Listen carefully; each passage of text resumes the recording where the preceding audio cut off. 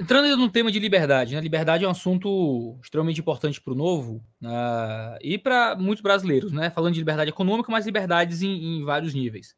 Quando a gente viveu essa pandemia, não é, que foi uma coisa terrível para muitos de nós, surgiram muitos debates sobre limites da atuação do Estado na vida do cidadão, né? A gente teve lockdowns, né? Os governadores impedindo ir e vir, não é? Eu não estou fazendo nenhum juízo de valor nesse sentido no momento.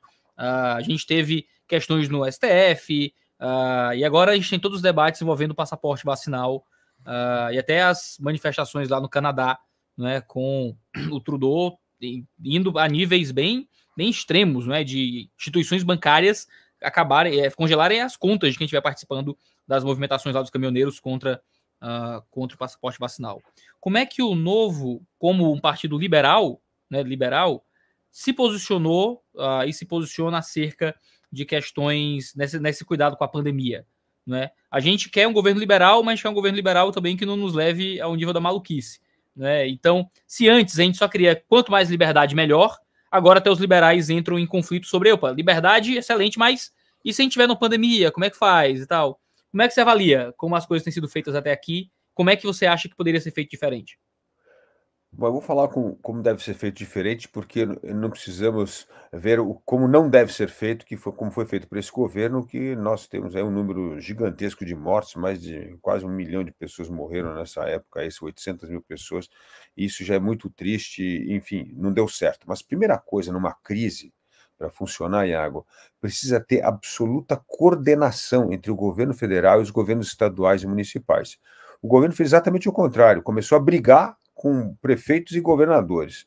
Depois, o governo precisa ir buscar o mais rápido possível as evidências, a ciência, os dados, para tentar ler. Aquilo era uma situação nova, que ninguém sabia muito bem como que se transmitia, né? Tanto que a curva do aprendizado teve que ser rápida. Então, nesse momento que nós estamos em busca de dados, nós não podemos congestionar o debate com questões ideológicas que não tem nada a ver, porque isso você cria insegurança nas pessoas. As pessoas começam a não entender com o que deve confiar, qual a informação confiável. Então, isso cria ainda mais tensão, né? Então, como eu vejo essa questão da pandemia? Primeiro, além dessa coordenação e busca de dados e evidências para tentar superar ou entender melhor como frear a pandemia, as pessoas, enfim, erraram mesmo a mão. Ninguém sabia se teve muito lockdown aqui, se teve pouco lockdown ali. E, no fundo, quando você soma, né, Iago, o que aconteceu, os lugares que tiveram um lockdown muito restrito e outros que tiveram muito brando, não tem nenhuma correlação se isso ajudou a diminuir ou não o número de mortes. No fundo, quando você pega, é tudo mais ou menos igual, não teve muita diferença. Então, zelando aos princípios da liberdade, o que nós acreditamos? Questão do passaporte da vacina. Nós acreditamos que isso é uma atitude, uma escolha dos órgãos privados. Os restaurantes, as lojas, os estabelecimentos comerciais é que devem decidir se exige ou não exige. Eu acho que é, é esse o ponto. Então, você tem um restaurante e você fala assim, não, aqui pode entrar qualquer um. Tudo bem. Alguns vão ficar assustados com essa história que pode entrar qualquer um no ambiente fechado e não vão frequentar o seu restaurante. Outros acham que isso é bobagem e vão frequentar. Então, assim, mas essa tem que ser uma escolha dos estabelecimentos, dos indivíduos, tá certo? Então, alguns indivíduos podem escolher, por exemplo, não tomar a vacina e sabem quais são as consequências de não tomar uma vacina. Você não vai poder entrar em vários estabelecimentos. Mas essa história de uma política nacional determinando tudo, eu não acho que isso é saudável. Acho que o saudável é deixar essa autonomia para as pessoas, para os estabelecimentos, e aí as pessoas vão ter escolha de compra, escolha de lugares que vão frequentar e aqueles que vão ser proibidos de frequentar determinados lugares por causa da sua escolha. Entendi.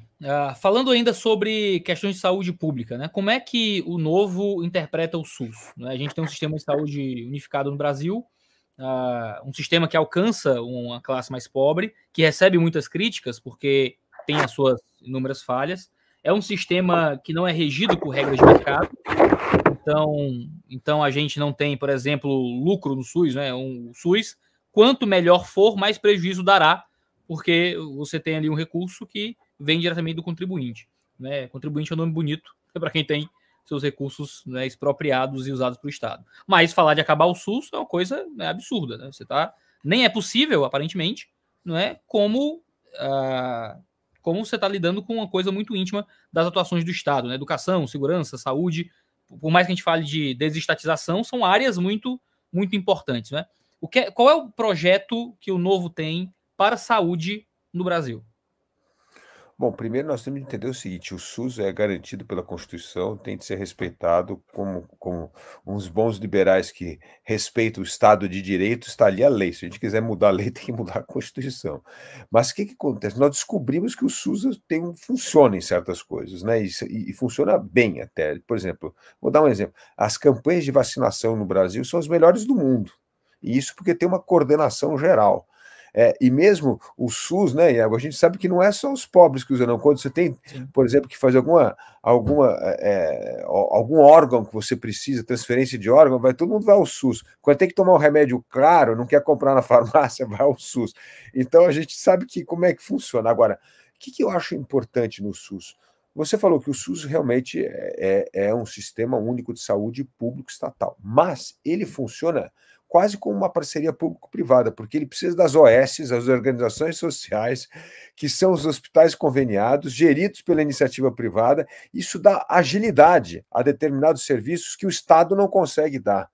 Então, o que eu acho que nós precisamos rever ao longo do tempo não só essa relação com as OS, ou seja, aumentar as parcerias público-privada, mas principalmente, Iago, a digitalização da saúde. A gente precisa acabar com essa burocracia da saúde, digitalização que deve começar na saúde primária, com médico de família, e aí tem todo o histórico, a telemedicina, coisas para dar mais agilidade, aumentar a eficiência desse serviço.